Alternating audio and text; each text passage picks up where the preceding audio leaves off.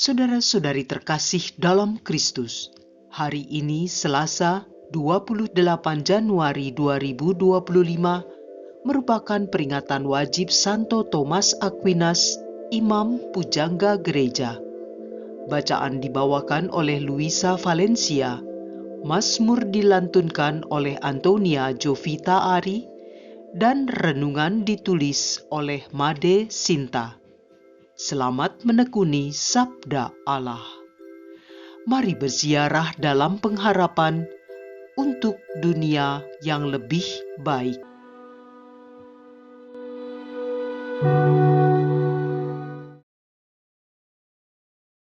Dalam nama Bapa dan Putra dan Roh Kudus. Amin.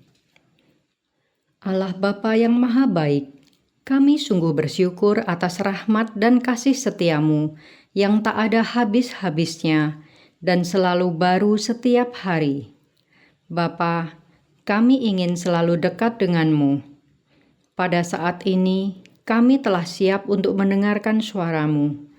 Kami mohon pertolongan rahmat-Mu agar dapat menanggapinya dengan melakukan kehendak-Mu. Demi Kristus, Tuhan dan pengantara kami. Amin. Bacaan dari surat kepada orang Ibrani, bab 10, ayat 1-10. Saudara-saudara, di dalam Taurat hanya terdapat bayangan dari keselamatan yang akan datang, bukan hakikat dari keselamatan itu sendiri. Karena itu, dengan kurban yang sama, yang setiap tahun diulangi, hukum Taurat tidak mungkin menyempurnakan mereka yang ambil bagian di dalamnya. Sebab jika hal itu mungkin, pasti orang tidak mempersembahkan kurban itu. Mereka yang melakukan ibadah itu tidak lagi merasa berdosa, sebab telah disucikan sekali untuk selama-lamanya. Tetapi justru oleh kurban-kurban itu, setiap tahun orang diperingatkan akan dosa-dosa mereka. Sebab tidak mungkin darah lembu atau domba jantan menghapuskan dosa. Karena itu, ketika Kristus masuk ke dunia, Ia berkata, "Kurban dan persembahan tidak Engkau kehendaki. Sebagai gantinya, Engkau telah menyediakan tubuh bagiku. Kepada kurban bakaran dan kurban penghapus dosa, Engkau juga tidak berkenan." Maka aku berkata, "Lihatlah, aku datang untuk melakukan kehendak-Mu, ya Allahku, sebagaimana tertulis dalam gulungan kitab tentang aku." Jadi mula-mula Ia berkata, "Engkau tidak menghendaki kurban dan persembahan. Engkau tidak berkenan akan kurban bakaran dan kurban penghapus dosa, meskipun dipersembahkan menurut hukum Taurat." Dan kemudian Ia berkata, "Lihat, aku datang untuk melakukan kehendak-Mu." Jadi yang pertama Ia hapuskan untuk menegakkan yang kedua. Dan karena kehendak Allah inilah, kita telah dikuduskan satu kali untuk selama-lamanya oleh persembahan tubuh Yesus Kristus. Demikianlah sabda Tuhan.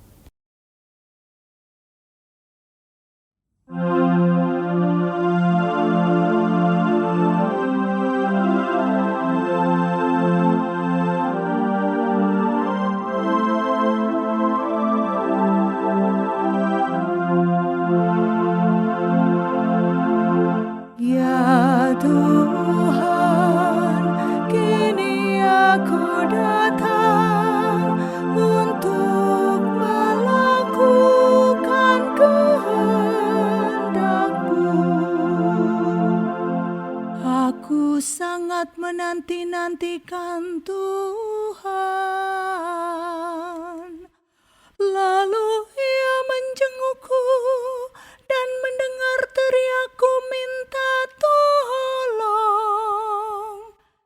Ia memberikan nyanyian baru untuk memuji Allah kita.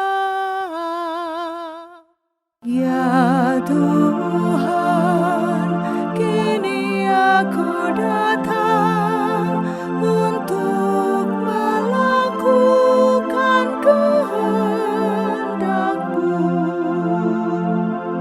Kurban dan persembahan tidak Kau inginkan, tetapi Engkau telah membuka telingaku. Kurban bakar dan kurban silih tidak Engkau tuntut.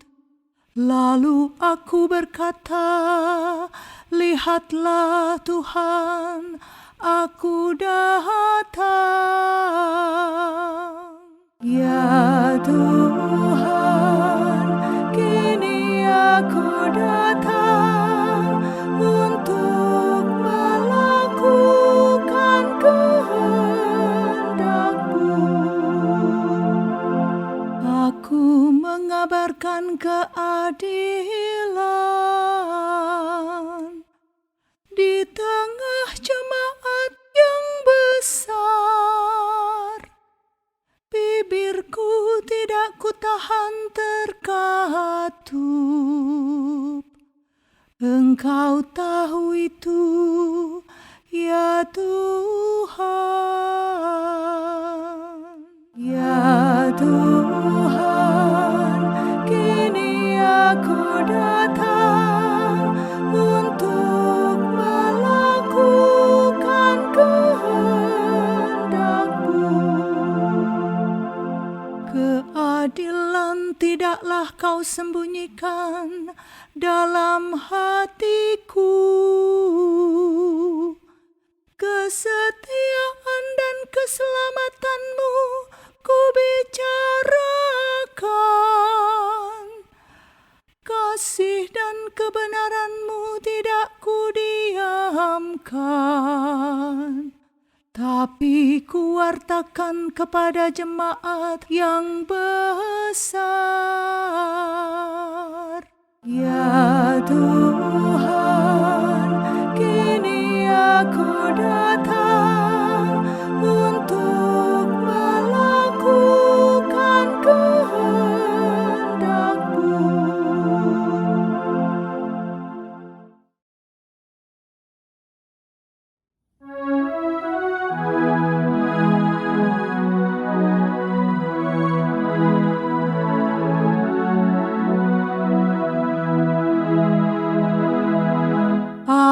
Haleluya, haleluya, haleluya. Terpujilah Engkau, ya Bapa Tuhan langit dan bumi, sebab misteri kerajaan Kau nyatakan kepada kaum sederhana. Haleluya, haleluya, haleluya.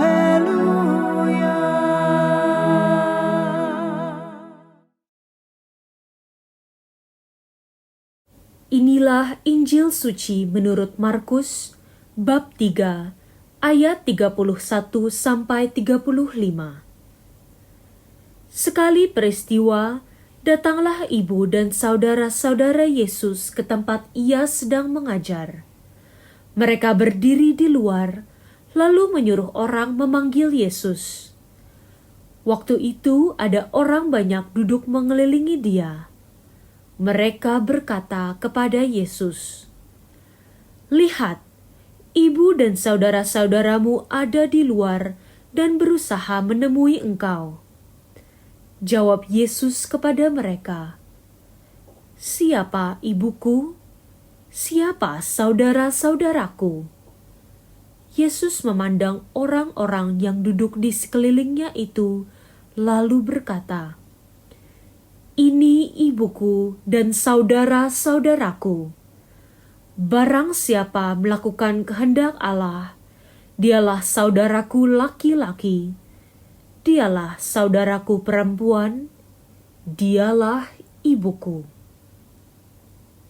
Demikianlah sabda Tuhan.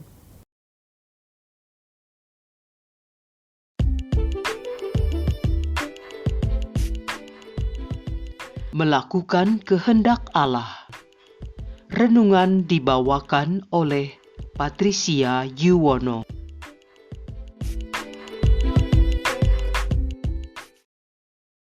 Tuhan Yesus mewartakan jalan keselamatan dan kebenaran sesuai dengan kehendak Bapa kepada orang-orang Yahudi. Ia mengajar dengan penuh kuasa, banyak melakukan mukjizat, menyembuhkan orang, disertai pengampunan dosa. Banyak dari mereka, termasuk para ahli Taurat dan pemimpin rumah ibadat, tidak percaya dan menganggap ia menghujat Allah. Bahkan ada yang mengatakan ia kerasukan penghulu setan. Santo Markus menjelaskan pada perikop sebelum Injil hari ini. Waktu kaum keluarganya mendengar hal itu, mereka datang hendak mengambil dia, sebab kata mereka, ia tidak waras lagi. Markus bab 3 ayat 21. Ketika Bunda Maria dan sanak saudara Tuhan Yesus berdiri di luar tempat ia mengajar, orang banyak menyampaikan kedatangan mereka.